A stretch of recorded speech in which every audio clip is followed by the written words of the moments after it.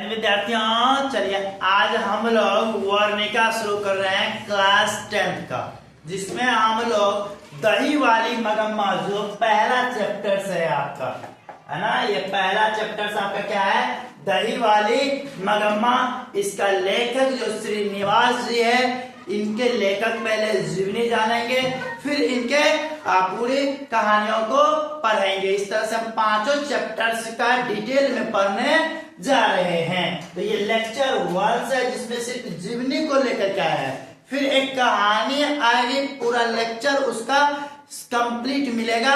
वो सुनने से आपका पूरा कंप्लीट हो जाएगा दही वाली मगम्मा। तो चलिए आज हम लोग शुरू कर देते हैं यहां से।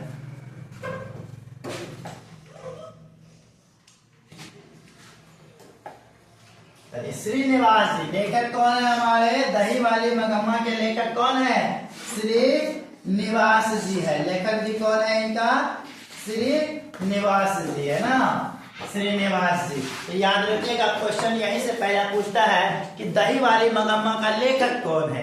तो दही वाली मगम्मा का लेखक कौन हो गया, श्रीनिवास जी हो गए, है ना। कन्नड़ साहित्य की एक अमिट पहचान है। इन्होंने कन्नड़ में जो है ना साहित्य सब लिखा करते थे। दही वाली मगम्मा कहानी के रचयिता कौन है, श्रीनिवास जी।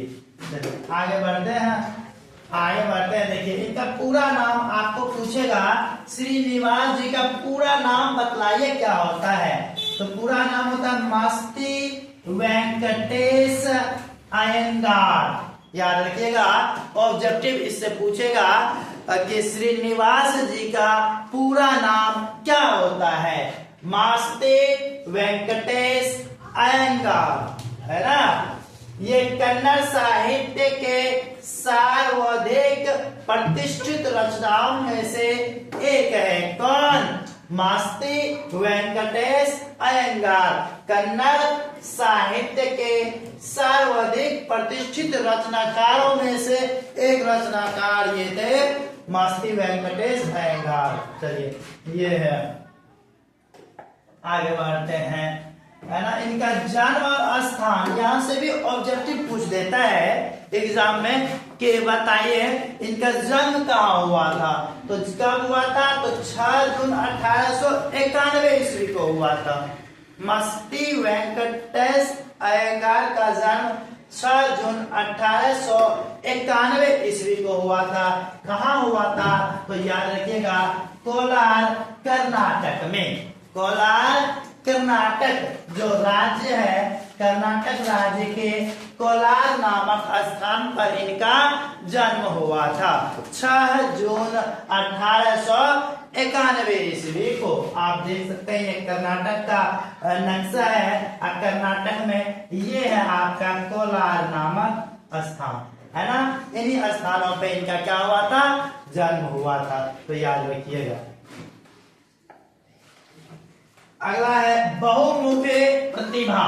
बहुमुखी प्रतिभा, उन्होंने साहित्य की प्राय सभी विधाओं में उल्लेखनीय योगदान दिए हैं, है ना। इन्होंने कविता की भी रचनाएं की है, नाटक भी लिखा है। नाटक लिखता है ना, नाटक पहले जमाने में बहुत ज्यादा नाटक से खेला जाता था, अब तो नहीं होता है ना।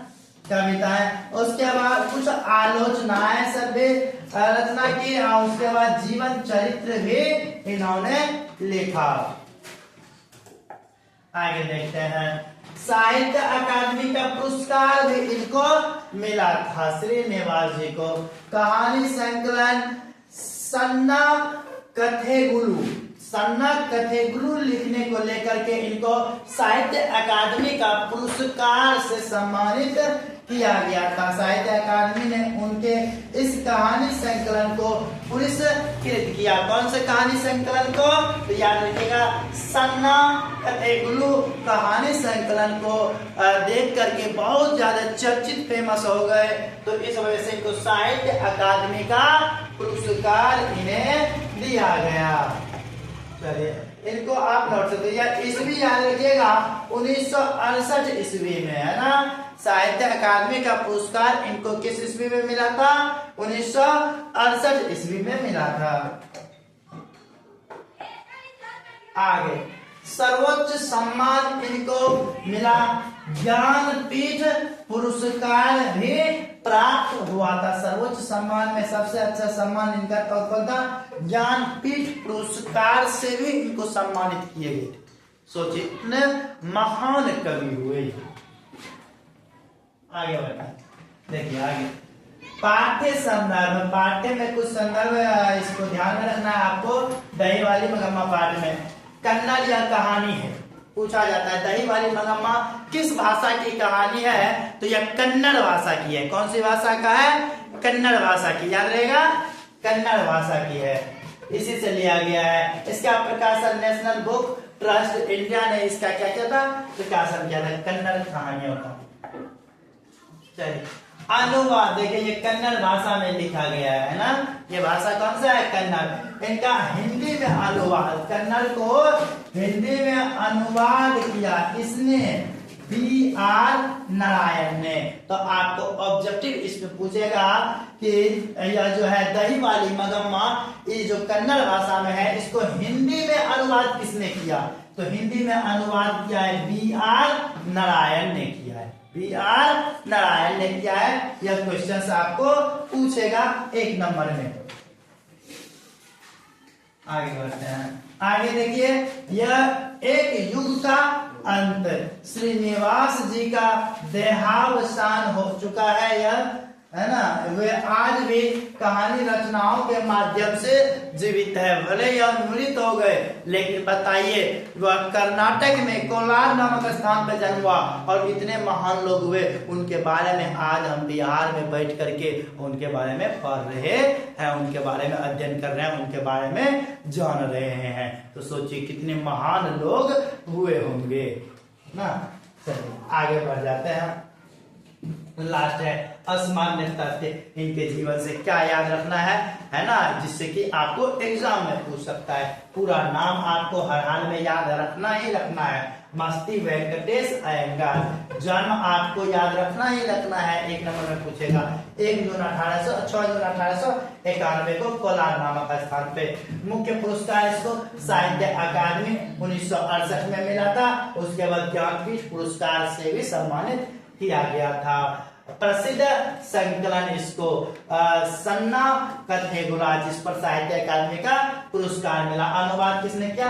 B.R. नारायण ने। आप इसको नोट कर लीजिए या स्क्रीनशॉट इसको दे सकते हैं ना। इतना को कम से कम इनके जीवनी से याद रख लेना है, हर हाल में हमेशा टिप ऑफ टंग रहनी चाहिए, तब आपका इससे ऑब्जेक्टिव नहीं छूटेगा। कम से कम इससे 2 ऑब्जेक्टिव हर वर्ष आ जाता है, 1 या 2 ऑब्जेक्टिव तो फिक्स रहता है इससे। तो आज हम लोग इनके बारे में पढ़ लिए है ना।